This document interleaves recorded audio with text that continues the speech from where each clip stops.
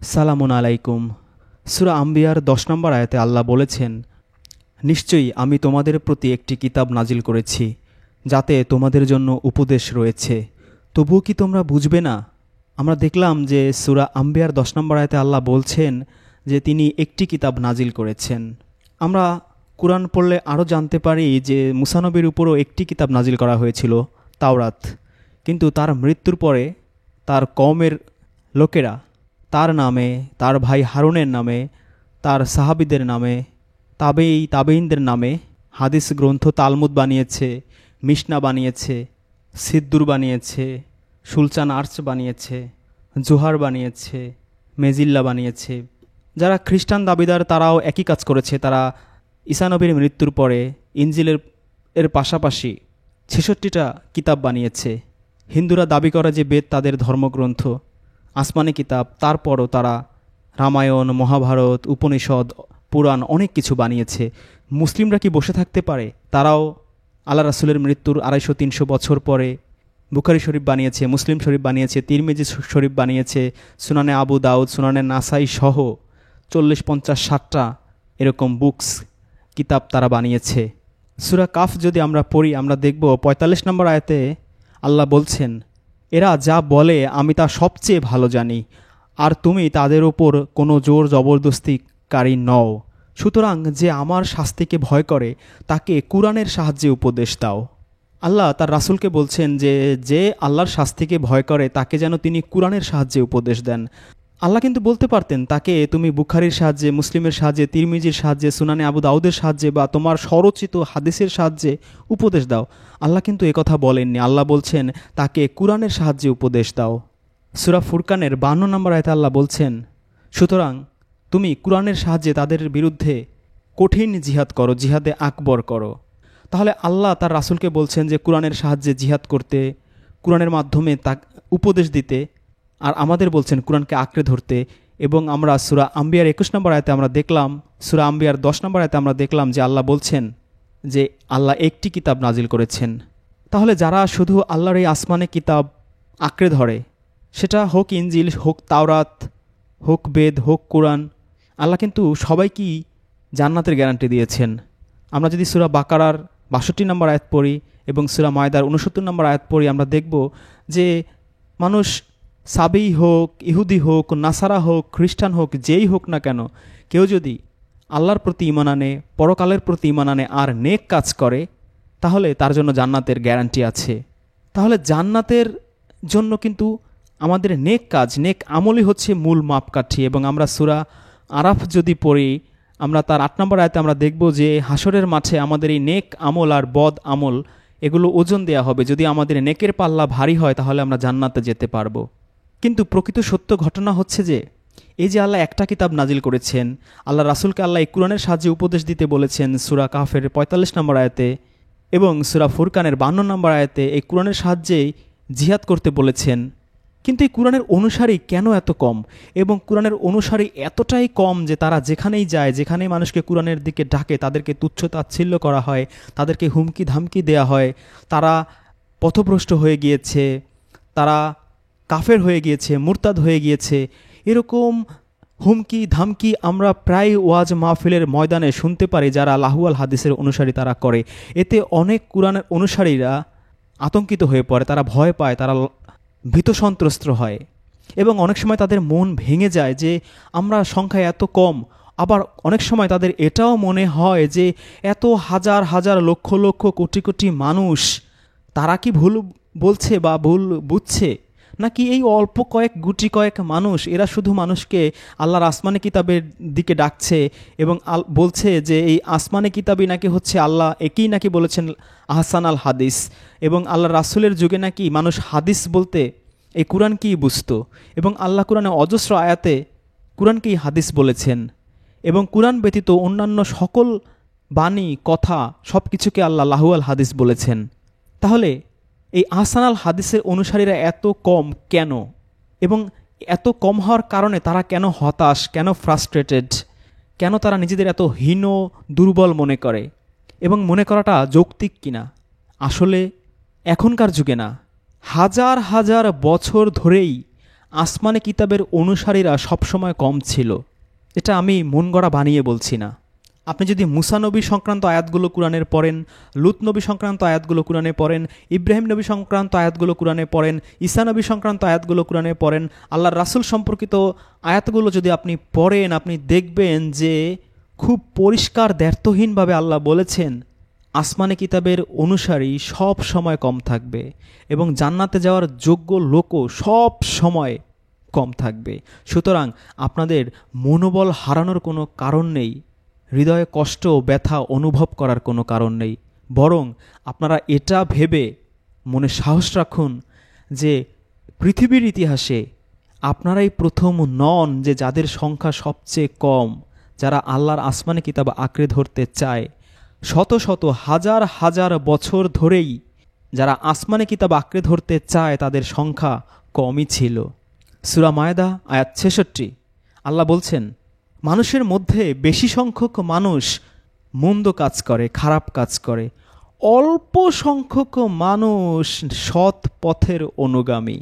যিনি আলিমুল গায়েব, যিনি অতীত বর্তমান ভবিষ্যৎ সব কিছু জানেন, তিনি পরিষ্কার ভাষায় ঘোষণা দিচ্ছেন যে অল্প সংখ্যক মানুষই সৎ পথের অনুগামী। নূহ নবী, তিনি ৯৫০ বছর বেঁচে ছিলেন। ৯৫০ বছর একটা নবী বেঁচে ছিলেন, কিন্তু আপনি কি জানেন অল্প সংখ্যক মানুষকেই তিনি হিদায়াতের পথে আনতে পেরেছেন। সুতরাং আপনি যদি ভেবে থাকেন যে সজল রোশন স্যারের কথায়, হাসান মাহমুদ স্যারের কথায়, রিজন মাহমুদের কথায় ঝাঁকে ঝাঁকে মানুষ কুরআনের পথে চলে আসবে, এটা ভাবা বোকামি। কারণ আমরা কেউ নূহ নবীর পায়ের নখের যোগ্যতাও রাখি না। সুতরাং যেখানে আল্লাহর নবী নূহ নবী ৯৫০ বছর মানুষকে আসমানে কিতাবের দিকে ডেকে, আল্লাহর দিকে ডেকে অল্প সংখ্যক মানুষকে তিনি হেদায়েতের পথে আনতে পেরেছেন, সেখানে আমাদের মতো রামশ্যাম যদুমধুর, আপনার মতো রামশ্যাম যদুমধুর কথা বলাই বাহুল্য। সূরা হুদ আয়াত ৪০ আল্লাহ বলছেন, নূহ নবী অল্প সংখ্যক ঈমানদারগণকে পেলেন, যাদেরকে তিনি নৌকায় তুলে নিলেন। আর আমরা খুব সহজেই বুঝতে পারি একটা নৌকায় অল্প সংখ্যক মানুষই ধরে। সূরা জারিয়াত আয়াত ৩৬ ইব্রাহিমের সময় আল্লাহ বলছেন, একটা গৃহ ব্যতীত কোনো মুসলিম আমি পাইনি। চিন্তা করুন, জাতির পিতা ইব্রাহিম, যাকে আল্লাহ কুরআনের একমাত্র নবী, যাকে আল্লাহ বলছেন যে তিনি হচ্ছেন আল্লাহর খলিল, বন্ধু, আল্লাহর হাবিব, সেই ইব্রাহিম নবীর কথা আল্লাহ বলছেন যে তার সময়ে একটা ঘর ব্যতীত কোনো মুসলিম পায়নি। লুত নবী, সূরা আরাফ আয়াত ৮০ থেকে ৮৩ আল্লাহ বলছেন, লুত নবীর সময়েও শুধু একটা পরিবারই আল্লাহর প্রতি ঈমান এনেছিল, তাও লুত নবীর স্ত্রী ব্যতীত। মানে তিনি তার নিজের স্ত্রীকে পর্যন্ত হিদায়াতের পথে আনতে পারেননি, একজন নবী হওয়া সত্ত্বেও। নূহ নবীও তাই, তার নিজের আপন সন্তানকেও তিনি হিদায়াতের পথে আনতে পারেননি। সেখানে আমার বা আপনার কথায় মানুষ আল্লাহর পথে আসবে, কুরআনের পথে আসবে, আসমানে কিতাবের পথে আসবে, এটা আপনি কি করে ভাবেন? আপনি, আমরা কি সেই নূহ নবী, লুত নবীর নখের যোগ্যতা রাখি না। কিন্তু দিস ইজ দ্য রিয়ালিটি।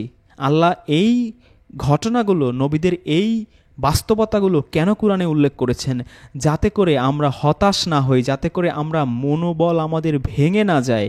আমরা যেন বুঝতে পারি যে এটাই ঘটে চলেছে শত শত হাজার বছর ধরে, যে কখনোই নবী রাসূলদের পাঠালেও সাধারণ মানুষ আসমানি কিতাবের দিকে আসে না। সূরা নমল আয়াত ৫৭ থেকে ৫৮ আল্লাহ বলছেন যে আল্লাহ লুত সম্প্রদায়কে ধ্বংস করলেন, শুধু লুতের পরিবারকে রক্ষা করলেন, তবে তার স্ত্রী ব্যতীত। অনেকেই দেখেছি কমেন্ট বক্সে লেখেন যে কুরআনের দিকে ডাকার কারণে স্ত্রীর সাথে ঝগড়া বেঁধে গেছে, বা স্বামীর সাথে ঝগড়া বেঁধে গেছে, বা পরিবারে অশান্তি সৃষ্টি হয়েছে। তাহলে ভাবুন, এই লুত নবী, নূহ নবী, এরা কত কষ্ট করেছেন, হৃদয়ে কত ব্যথা পেয়েছেন। নিজের স্ত্রী, নিজের সন্তান, তারা তাদের কথা শুনতো না। নূহ নবী ৯৫০ বছর মানুষকে দাওয়াত দিয়েছেন, আসমানে কিতাবের দিকে ডেকেছেন, কিন্তু তার নিজের সন্তানকেই তিনি হেদায়েতের পথে আনতে পারেননি। লুত নবী তার নিজের স্ত্রীকেই হেদায়েতের পথে আনতে পারেননি। সেখানে আপনি, আমরা কোথাকার কোন ধূর্ছাই বলুন? সূরা আনকাবুত আয়াত 32-33 আল্লাহ বললেন, আমি অবশ্যই লূত পরিবারকে রক্ষা করব, তবে তার স্ত্রী ব্যতীত। সূরা বনী ইসরাইল আয়াত 83 আল্লাহ কি বলছেন? অল্প কয়েকজন ছাড়া সকলেই মুখ ফিরিয়ে নিল। অল্প কয়েকজন ছাড়া সকলেই মুখ ফিরিয়ে নিল। সূরা মায়দা আয়াত 13 আল্লাহ রাসূলকে বললেন, তুমি বনী ইসরাইলের অল্প কয়েকজনকে ছাড়া সকলকেই প্রতারণা বা বিশ্বাসঘাতকতা করতে দেখবে। সূরা নিসা আয়াত 155 অল্প মানুষ ছাড়া সকল অস্বীকারীদের অন্তরে আল্লাহ মোহর মেরে দেন। আর এই মোহর দেয়া মানুষকেই বর্তমানে আমরা আমাদের চারপাশে দেখতে পাই। কারণ তারা কুরআনের কথা, আসমানি কিতাবের কথা, আল্লাহর রজ্জুর কথা শুনতেই চায় না। বলে কুরআনে যা আছে থাক, আমার পীর সাহেব যেটা বলেছে, আমাদের এলাকার ইমাম সাহেব যেটা বলেছে, আব্বাসী হুজুর যেটা বলেছে, আহমদুল্লাহ হুজুর যেটা বলেছে, তাহিরি হুজুর যেটা বলেছে, ওইটাই কথা। তা যদি কুরআনের বিরুদ্ধেও যায়, ডাজন্ট কেয়ার। এটাই ধ্রুব সত্য। সূরা মুমিনুন আয়াত 78 আল্লাহ মানুষের চোখ, কান ও অন্তর সৃষ্টি করলেন, কিন্তু এ নিয়ে মানুষ ভাবে না। মানুষ অল্পই কৃতজ্ঞতা স্বীকার করে। কৃতজ্ঞতার কথা কেন আসছে? আল্লাহ কিন্তু সূরা আদিয়াতে বলে দিয়েছেন, ইন্নাল ইনসানা লিরব্বিহি লাকানুদ। মানুষ বড়ই অকৃতজ্ঞ। এবং ইবলিশ সে কিন্তু আল্লাহকে যে চ্যালেঞ্জ করেছিল, সেই চ্যালেঞ্জের মধ্যেই কিন্তু ইবলিশ বলেছিল যে তুমি তাদের বেশিরভাগ মানুষদেরকেই তুমি তোমার কৃতজ্ঞ বান্দা হিসেবে দেখতে পাবে না।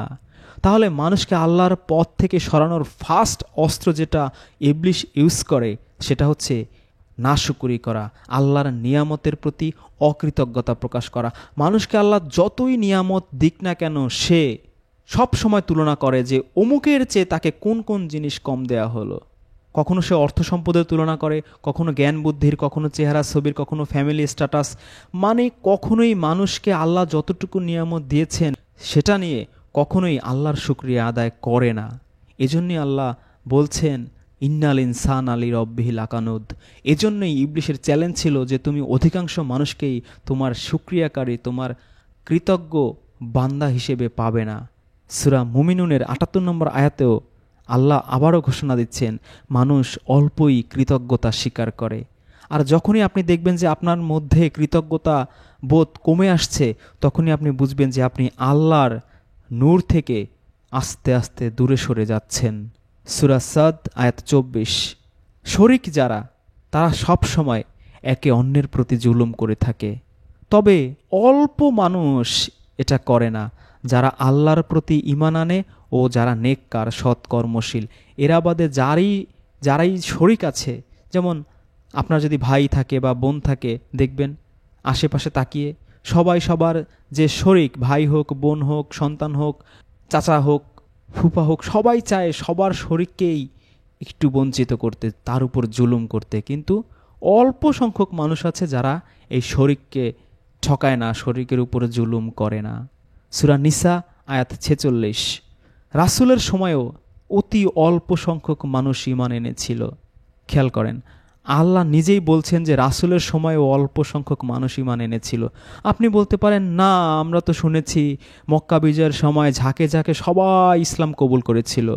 আল্লাহর রাসূল 23 বছর 27টা যুদ্ধ করেছেন, 13 বছর মক্কা নগরীতে দাওয়াত দিয়েছেন, 95% মানুষই ইসলাম কবুল করেনি। কি এমন ঘটল মক্কা বিজয়ের সময় সবাই ঝাঁকে ঝাঁকে ইসলাম গ্রহণ করেছে? আসলে প্রকৃত সত্য হচ্ছে তাদের অধিকাংশই লোক দেখানো ইসলাম গ্রহণ করেছে, যাকে কুরআনের ভাষায় বলা হয় মুনাফিকি। তারা হয়তো কেউ নিজের জীবন বাঁচাতে অথবা ইসলাম যে জয়ী হয়েছে এখন ক্ষমতার ভাগ পেতে তারা ইসলাম গ্রহণ করেছিল।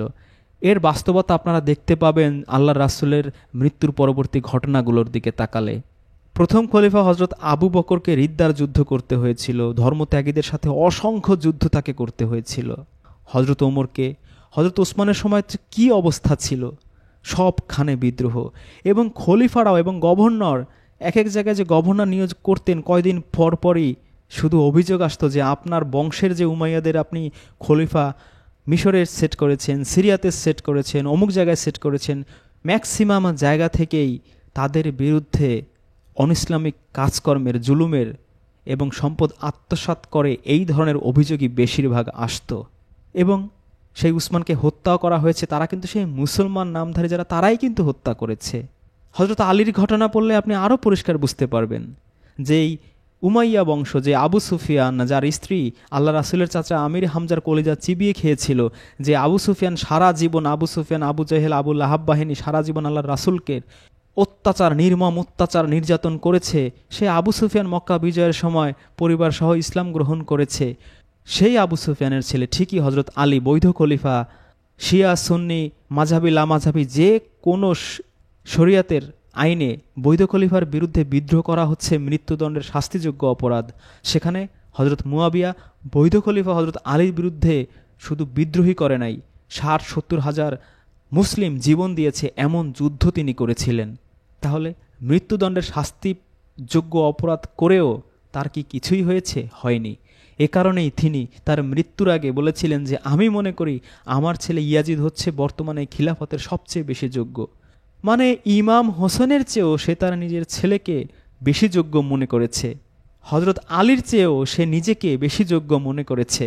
তাহলে ঠান্ডা মাথায় ভাবুন যে আসলে প্রকৃতপক্ষে তখনকার সময় কতজন মানুষ সত্যিকার অর্থেই ইসলাম গ্রহণ করেছিল, আর ক্ষমতার স্বাদ পাওয়ার জন্য, নবীর বংশকে নির্বংশ করার জন্য, যেটা তার বাপ চাচারা করতে পারে নাই সেটা তার নিজে এবং নিজের সন্তানদের দিয়ে করাবে, সেই সুদূর প্রসারী স্বপ্ন এবং পরিকল্পনা নিয়ে ইসলাম গ্রহণ করেছিল।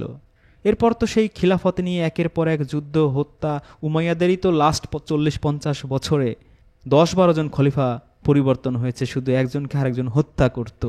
এ কথাটাই আমরা সূরা নিসার 46 নম্বর আয়াতে দেখতে পাই যে আসলে অল্প সংখ্যক মানুষই ঈমান এনেছিল, যে ঈমান নূহ নবীর সময়ও ঘটেছিল একই ঘটনা, মুসা নবীর সময়ও, লুত নবীর সময়ে, ইব্রাহিম নবীর সময়ে, ঈসা নবীর সময়ে, আল্লাহ রাসূলের সময়েও অল্প সংখ্যক মানুষই সবসময় ঈমান আনে, আর অধিকাংশই হয় কাফের থাকে, নয়তো মুশরিক থাকে, নয়তো মুনাফিক থাকে।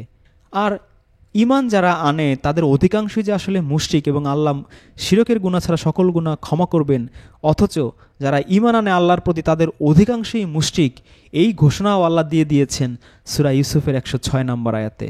এ কারণে আমরা দেখি যে 100 কোটি, 150 কোটি, 200 কোটি মুসলিম, অথচ মুসলিম দেশে কোনো ইনসাফ নাই, কোনো শান্তি নাই।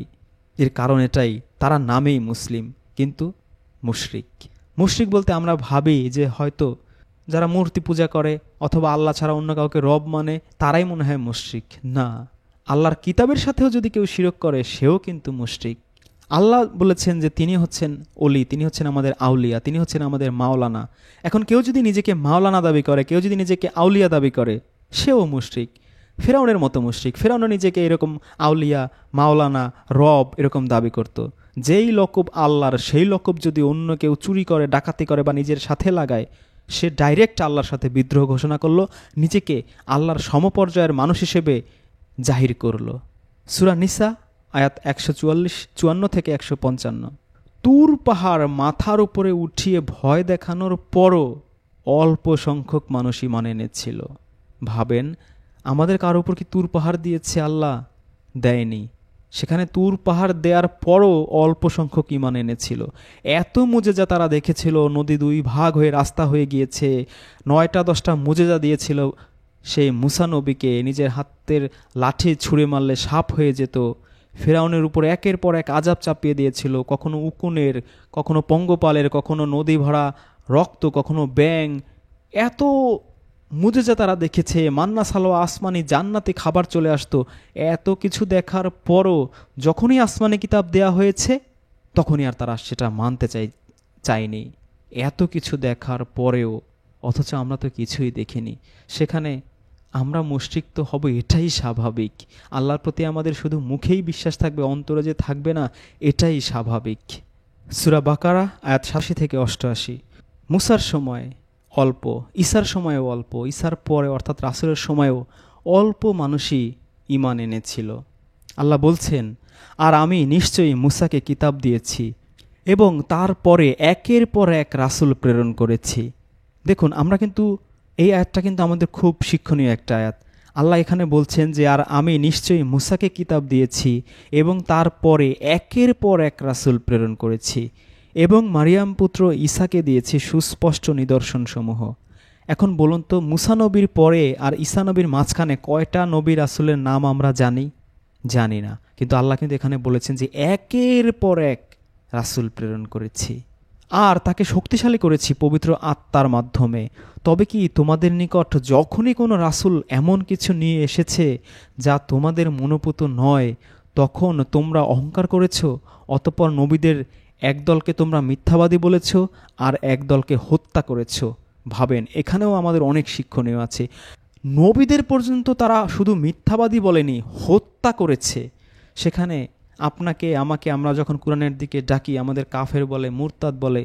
হত্যা যে করে না, আমাদের বাপ দাদার কপালে সৌভাগ্য যে আমাদের হত্যা করে না। নবীদেরকে হত্যা করা হতো, সেখানে আমরা তো কোথাকার কোন মশা মাছি, আমাদেরকে হত্যা করে তো ঝুলিয়ে দেওয়া কথা ছিল রাস্তার ঘাটে যদি এরা পেত, কারণ আমরা আসমানি কিতাবের দিকে মানুষকে ডাকছি। আল্লাহ এই আয়াতগুলো এই কারণেই দিয়েছেন যাতে করে আমাদের মনোবল ভেঙে না যায়। নবী রাসূলদের পর্যন্ত তারা শুধু মিথ্যুকই বলে নাই, একের পর এক হত্যা করেছে। ঠিক তেমনিভাবে এখনও দেখবেন যদি আপনি আমরা কেউ মানুষকে এই আসমানি কিতাবের দিকে ডাকি এবং সকল লাহুয়াল হাদিস বর্জন করে এই আহসানাল হাদিসের দিকে আসতে বলি, আল্লাহর রজ্জুকে শক্ত করে ধরতে বলি, তখনই তারা কিন্তু কাফের বলে, মুরতাদ বলে, মিথ্যাবাদী বলে, ধোঁকাবাজ বলে, যে নবীদেরকেও এরকম বলতো আর হত্যা করত। ভাগ্য বলল আমাদেরকে এখনও তারা হত্যা করে না, তবে সুযোগ পেলে নিশ্চয়ই সেটাও তারা করবে, কারণ এটাই এই মানুষদের আদাত স্বভাব, এটাই ওই ঐতিহাসিকভাবে এটাই ঘটে আসছে। ৮৮ নম্বর আয়াতে আল্লাহ বলছেন, আর তারা বলল আমাদের অন্তরসমূহ আচ্ছাদিত, বরং তাদের কুফরির কারণে আল্লাহ তাদেরকে লানত করেছেন, অভিসম্পাত করেছেন, যেহেতু তারা অতি অল্পই ঈমান আনে। দেখেছেন, আল্লাহ বলে দিয়েছে। ৮৭ নম্বর আয়াতে আল্লাহ বলে দিয়েছিলেন মুসার কথা, মুসা নবীর কওমের কথা, তারপর ঈসা নবীর কথা, তারপর মাঝখানে বলেছেন একের পর এক নবী রাসূলের এরকম পাঠানো হয়েছে, তাদেরকে মিথ্যাবাদী বলা হয়েছে, তাদেরকে হত্যা করা হয়েছে। এবং এই ৮৮ নম্বর আয়াতে আল্লাহ বলছেন কি, যে অতঃপর তারা খুব কমই ঈমান আনে। একটাই প্রকৃত সত্য ঘটনা, যে সব সময় এই অল্প সংখ্যক মানুষই ঈমান আনবে, অধিকাংশ মানুষই এই মুশরিক থাকবে আর কুফরি করবে। সূরা সাবার ১৩ নম্বর আয়াতে সুলাইমানকে আল্লাহ কি বললেন, তারা তৈরি করত সুলাইমানের ইচ্ছা অনুযায়ী তার জন্য প্রাসাদ, ভাস্কর্য, সুবিশাল হাউজের মতো বড় পাত্র ও স্থির হাড়ি। হে দাউদ পরিবার, তোমরা কৃতজ্ঞতা স্বরূপ আমল করে যাও এবং আমার বান্দাদের মধ্যে অল্পই কৃতজ্ঞ। তাহলে এই দাউদ নবী সুলাইমান নবীর একই সেম ঘটনা আমরা দেখতে পাচ্ছি। তারা যখন রানিং নবী ছিল তখনও তাদের সময়ে, তাদের যুগে অধিকাংশ মানুষই ছিল এরকম মুশরিক, মুনাফিক, কাফির।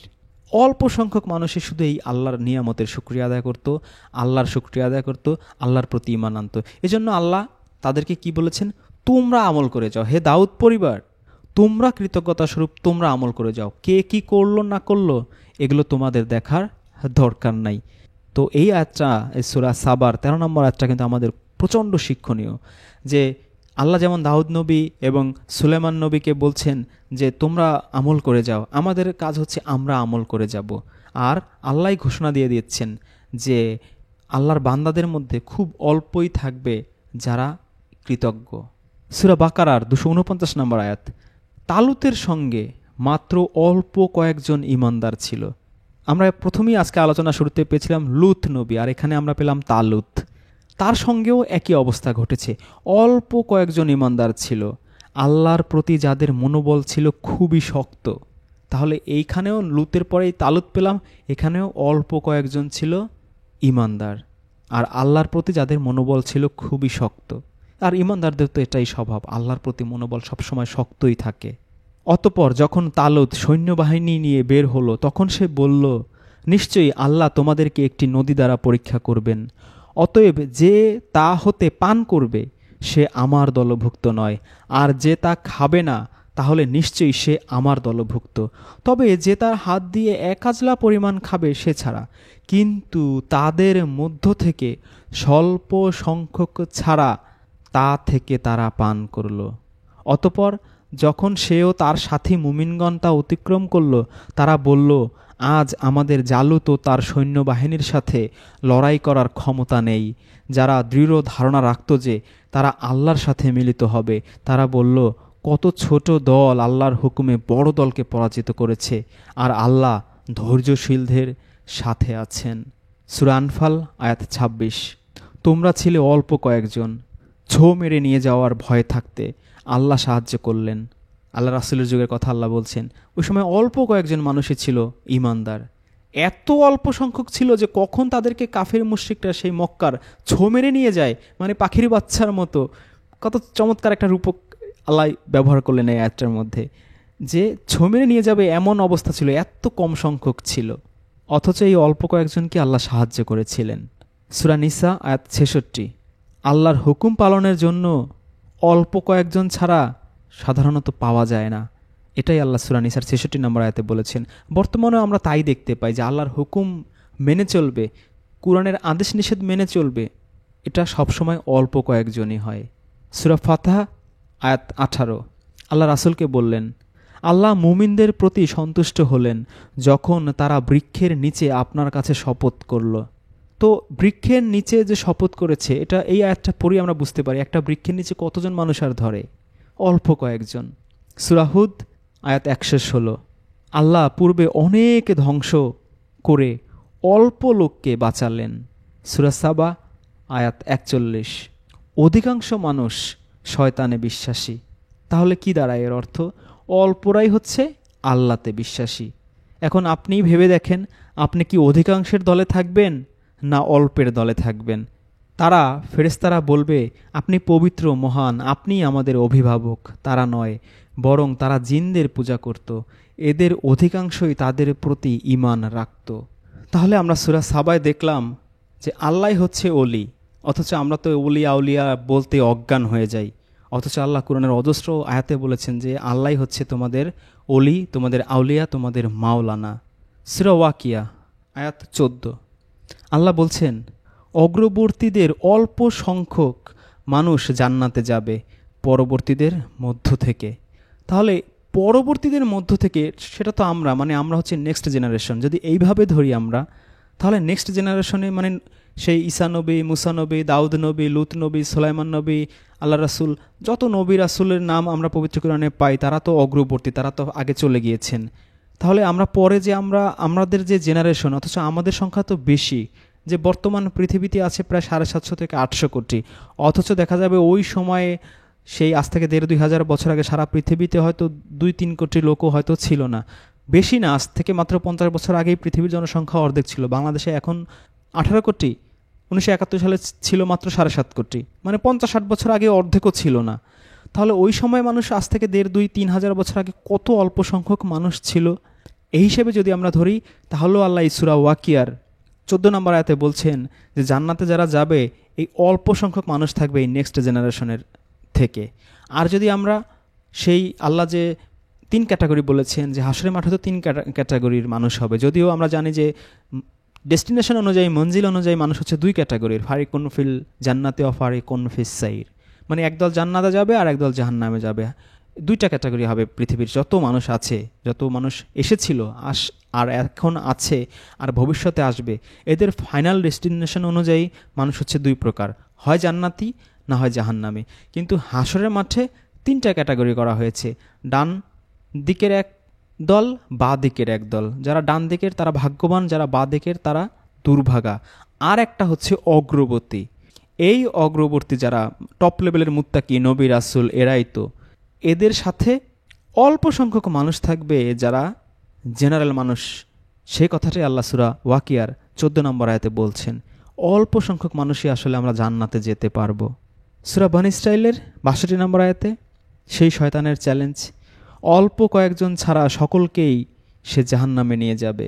এটা তো আল্লাহর সাথে ডাইরেক্ট চ্যালেঞ্জ করেছিল। আল্লাহ কি করেছে? চ্যালেঞ্জের বিনিময়ে প্রত্যুত্তরে আল্লাহ বলেছেন যে, কি তোর এত বড় সাহস, তুই অল্প কয়েকজনকে নিয়ে যাবি, আমি বেশি কয়েকজনকে নিয়ে যাব, বেশি লোকদের আমি জান্নাতে নিয়ে যাব, দেখি তুই কীভাবে তাদের নিতে পারিস। এ কথা তো আল্লাহ বলেননি। আল্লাহ বরং বলেছেন কি, তোকে এবং তোর অনুসারী সবাইকে নিয়ে আমি জাহান্নাম পূর্ণ করব। আল্লাহ কিন্তু জান্নাত পূর্ণ করবেন সে কথা কুরআনে কোথাও বলেননি, বরঞ্চ বলেছেন তোকে এবং তোকে যারা অনুসরণ করবে সবাইকে দিয়ে আমি জাহান্নাম পূর্ণ করে ফেলব। সূরা নিসা আয়াত 118। শয়তান আল্লাহকে বলল, আমি অবশ্যই তোমার বান্দাদের মধ্য থেকে একটা অংশকে আমার অনুসারী করে নেব। সূরা আরাফ আয়াত 4। আল্লাহ বলেন, মানুষ অল্পই উপদেশ গ্রহণ করে। এই যে আজকে শুরুতে আমরা সূরা কাফের 45 নম্বর আয়াত পড়লাম, যে আল্লাহ বলছেন, তারা যা বলে আমি তা খুব ভালো করে জানি, তুমি তো তাদের উপর জোর জবরদস্তিকারী নও, সুতরাং যে আমার শাস্তিকে ভয় করে তুমি তাকে কুরআনের সাহায্যে উপদেশ দাও। নবীকে একদিকে আল্লাহ বলছেন তুমি কুরআনের সাহায্যে মানুষকে উপদেশ দাও, আরেকদিকে সূরা আরাফের 4 নম্বর আয়াতে আল্লাহ বলছেন মানুষ অল্পই উপদেশ গ্রহণ করে। সূরা নাহলের 90 নম্বর আয়াতেও আল্লাহ একই কথা বলেছেন। মানুষকে আল্লাহ 3টা আদেশ দিয়েছেন, 3টা নিষেধ করেছেন। বলেছেন যে তোমরা ইনসাফ করো, মানুষের সাথে সুন্দর ব্যবহার করো, আত্মীয় স্বজনকে দান করো, আর তোমরা 3টা কাজ করো না। কি কি? অশ্লীলতার কাছে যেও না, মন্দ কাজ করো না, আর সীমা লঙ্ঘন করো না। তারপরই আল্লাহ বলছেন যে আল্লাহ তোমাদের উপদেশ দেন যাতে তোমরা উপদেশ গ্রহণ করো। তাহলে এই যে আল্লাহ উপদেশ দিচ্ছেন, আমরা কি উপদেশ গ্রহণ করি? করি না। এটাই তো সূরা আরাফের 4 নম্বর আয়াতে আল্লাহ বলছেন মানুষ অল্পই উপদেশ গ্রহণ করে। সূরা নিসা আয়াত 46 আল্লাহ বলছেন অল্প মানুষ ছাড়া অন্যরা ঈমান আনবে না, অল্প মানুষ ছাড়া অন্যরা ঈমান আনবে না। সূরা আরাফ আয়াত 10 আল্লাহ বলছেন মানুষ অল্পই কৃতজ্ঞতা স্বীকার করে। সূরা আল ইমরান আয়াত 110 আহলে কিতাবদের অল্প মানুষই ঈমানদার। সূরা নিসা আয়াত 142 মুনাফিকরাও আল্লাহকে স্মরণ করে তবে অল্প। সূরা সিজদা আয়াত 13 আল্লাহ বলেন আমি মানুষ ও জিন দ্বারা জাহান্নাম পূর্ণ করব। তাহলে আল্লাহ এই যে শয়তান যে চ্যালেঞ্জ করেছিল, ইবলিস চ্যালেঞ্জ করেছিল, তুমি তাদের অল্প কয়েকজনকে তোমার কৃতজ্ঞ বান্দা হিসেবে পাবে। আল্লাহ বলেছেন যে তোকে অনুসরণ করবে, তোকে সহ সবাইকে দিয়ে আমি জাহান্নাম পূর্ণ করব। জান্নাত পূর্ণ করার কথা আল্লাহ বলেননি। এখন আপনি ভেবে দেখেন যে আপনি যেখানে অধিক সংখ্যক মানুষ যাদের সবাইকে দিয়ে জাহান্নাম পূর্ণ করা হবে, সেই অধিক সংখ্যক মানুষের দলে থাকবেন, নাকি ওই যে ইব্রাহিম নবী, লূত নবী, মুসা নবী, সব নবীদের বেলায় আমরা দেখতে পাই যে অল্প সংখ্যক মানুষেরাই থাকতো। এমনকি সেই লূত নবীর সময় তো আমরা দেখি মাত্র একটা পরিবার, একজন নবী, তার মাত্র একটা পরিবার শুধু মুসলিম ছিল, তাও এত পোড়া কপাল, তার নিজের স্ত্রী পর্যন্ত সেই ঈমানদারের মধ্যে ছিল না। একজন রানিং নবী হওয়া সত্ত্বেও এই ছিল তার মানুষকে আল্লাহর দিকে ডাকার ইম্প্যাক্ট। সেখানে আমরা কেন এত হতাশ হয়ে যাই? আমরা কেন এত কষ্ট পাই? আমরা কেন এত দুঃখ পাই? মাঝে মধ্যে মন ভেঙে যায়, হৃদয় চৌচির হয়ে যায় যে এত কম মানুষকে এত বোঝায়, মানুষ কেন বোঝে না? মানুষ কেন এই মিথ্যা বানোয়াট জাল হাদিসের পিছনে দৌড়াচ্ছে? কেন এই ঈমানগুলো ধ্বংস করছে? কেন আল্লাহর কুরআনের দিকে আসছে না? দুঃখ পাওয়ার কিছু নাই, কষ্ট পাওয়ার কিছু নাই। সব সময় এই আসমানে কিতাব অনুসারীর সংখ্যা কমই থাকে, আর এই অল্প সংখ্যক মানুষই জান্নাতে যাবে, আর অধিক সংখ্যক মানুষই জাহান্নামে যাবে। আল্লাহ পাক আমাদেরকে অল্প সংখ্যক মানুষের দলে শামিল থাকার তৌফিক দান করুক। আলহামদুলিল্লাহি রাব্বিল আলামিন।